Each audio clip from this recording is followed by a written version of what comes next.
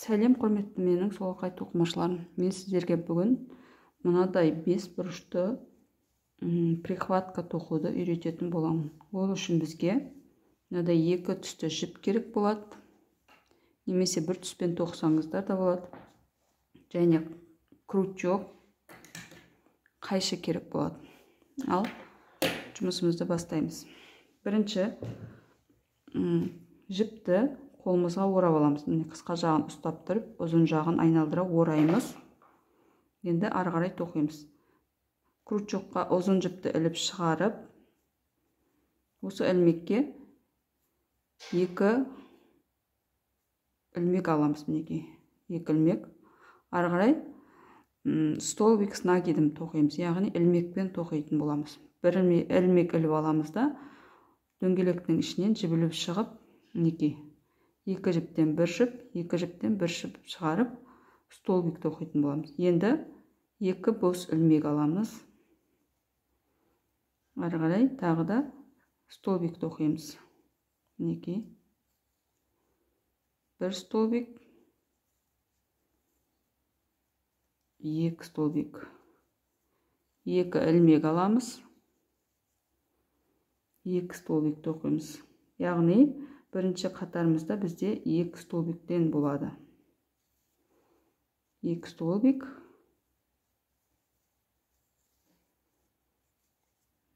2 ілмек.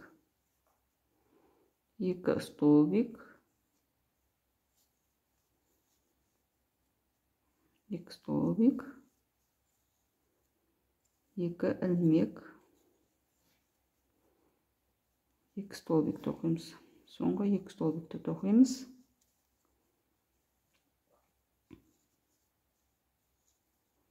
Енді 2 ілмек алып, басында бастаған столбиктарымызбен біріктіретін боламыз.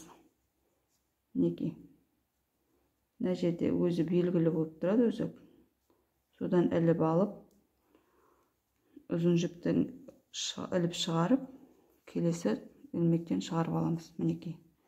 Бізде осындай дөңгелек пайда болады. Енді ары қарай екінші қатарды тоқимыз. Міне 2 жіп іліп аламыз. Ол мына бірінші столбигіміздің үстіндегі столбик болып есептеледі. Енді жіпті орап алып, келесі столбиктің үстінен столбик тоқимыз.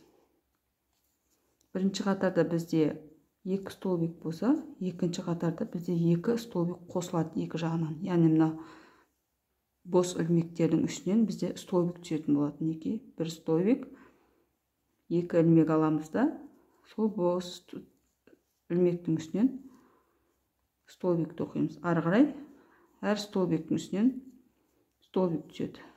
Көрдіңіздер ғой, ә? Мінекей 2, 3. Енді тағы да бос ілмектің үстінен столбик түсіреміз. 2 ілмек іліп аламыз.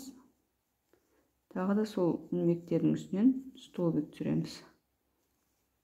Міне столбиктердің үстінен столбик. Бос ілмектің үстінен столбик түсіреміз.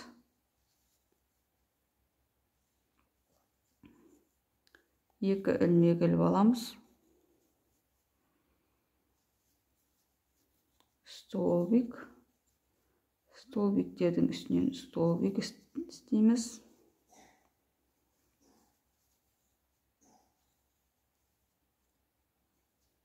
Екі ілмек.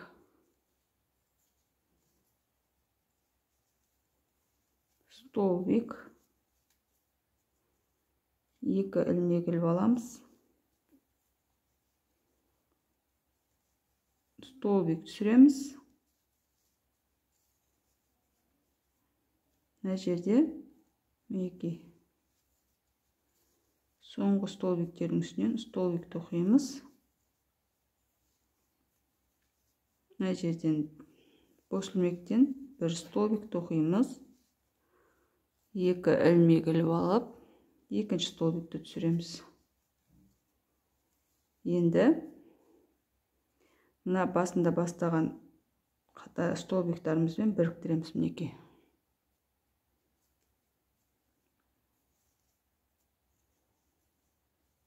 Көрдіңіздер ғой, екінші қатарда бізде 4 столбиктен болды мінекей.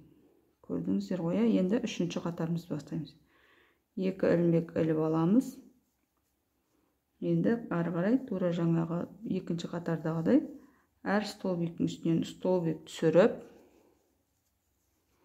бос ілмектен бірінші бір столбик түсіреміз. 2 ілмек іліп аламыз. Екінші столбикті түсіреміз.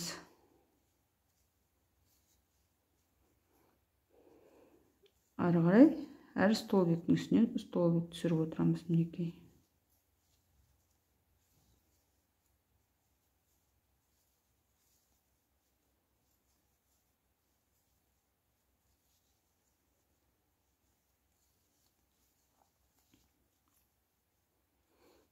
Екі ілмек, столбик, әр столбиктің үстінен столбик түсіреміз. Осылай үшінші қатарды аяқтаймыз.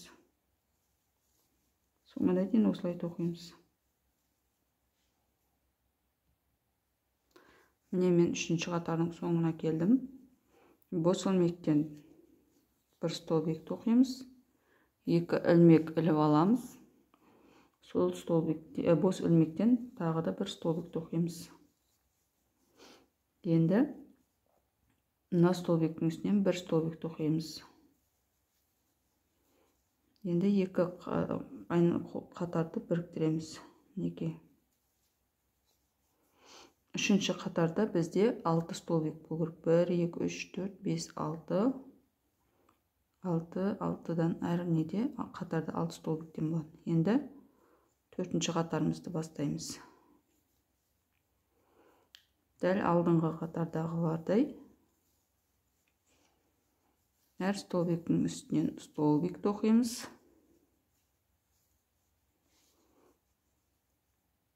Бос ілмектің үстінен бір столбик тоқып, 2 ілмек іліп аламыз. Екінші столбикті тоқимыз. Ары қарай әр столбиктің үстінен столбик тоқып,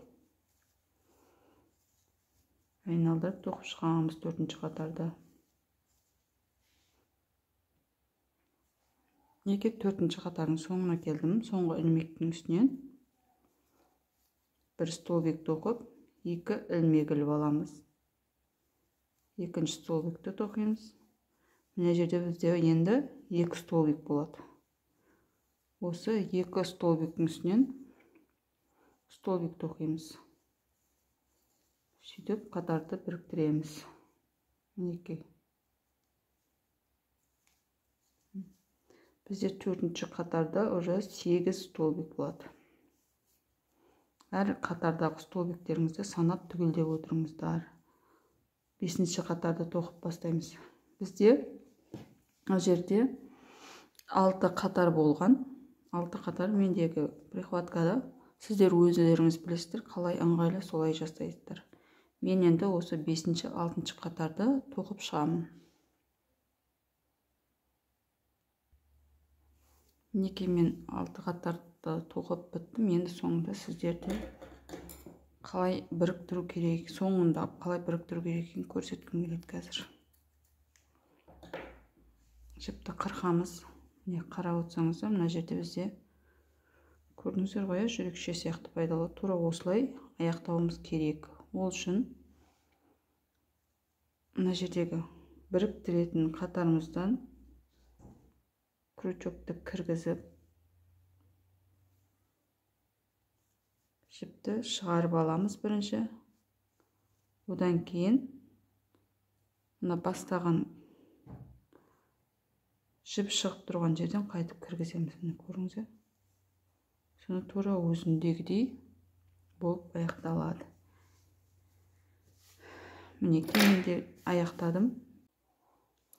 Біздің ендігі жұмысымыз 2 тоқылған пішінімізді біріктіретін боламыз.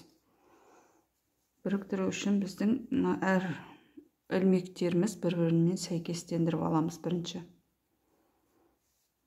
Сәйкес болу керек, сонда біздің 5 бұрышымыз әдемі болып шығады.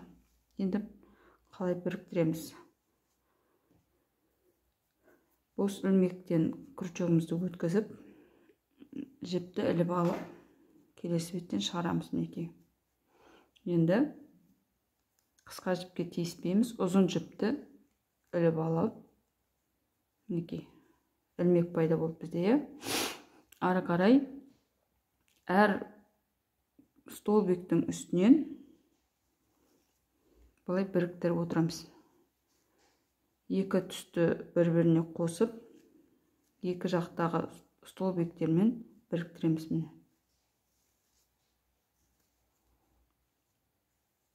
Мінекей.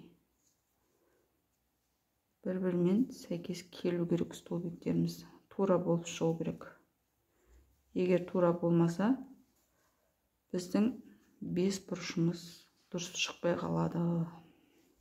Мінекей. Осылай біріктіріп кете береміз.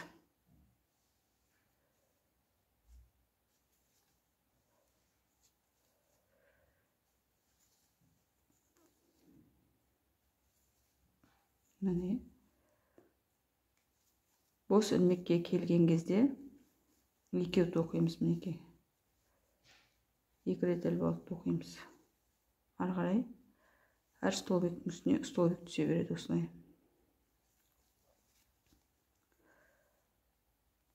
Бұл прихватка деген бізде әр үйде керек зат деп ойлаймын. Әрі оңай тоқылады. Кез келген жіппен тоқысаңыздар да болады. Не осылай тоқи бересіздер. Енді мен мына жерден прихватканы іліп қою үшін ілдіргіш жасайым қазір. Ол үшін ілмектің үстінен біреуін тоқып алып, 10 ілмек ілем. 1, 2, 3, 4, 5, 6, 7, 8, 9, 10 ілмек іліп алдым. Енді ары қарай жалғастырып тоқып кете береміз. Бос ілмектен бір ілмек іліп алып тоқимыз. Әрі қарай әр столбиктің үстінен тоқып кете бересіздер. Оңай әрі қарапайым тоқылатын.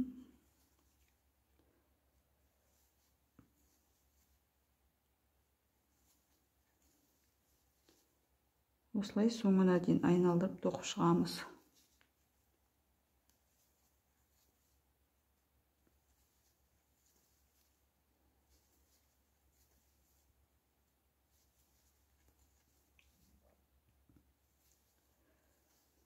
Менің каналыма жазылып, лайк басып, комментарийға өз ойларыңызды жазып кетіңіздер. Не тоқып үйренгілеріңіз келеді? Солар туралы жазыңыздар, немесе не тоқи аласыздар? Соны да жаза кетіңіздер. Мінекей.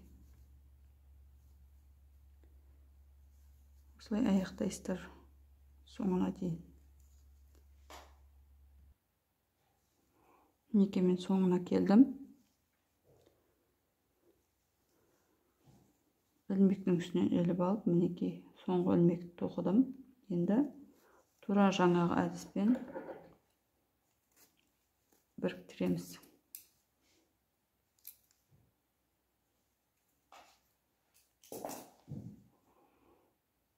Мына жіптің жүрекше белгісінің астынан өткізіп аламыз. Мына жерден өткізіп алып, мынаның астынан қайтадан шығарамыз. Мінекей, мына жерден.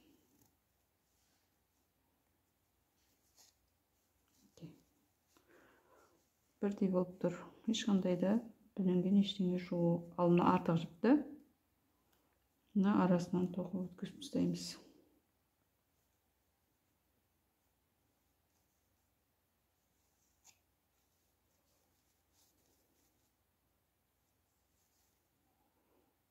Өткізіп білдіртпей жіберсеңіздер болады.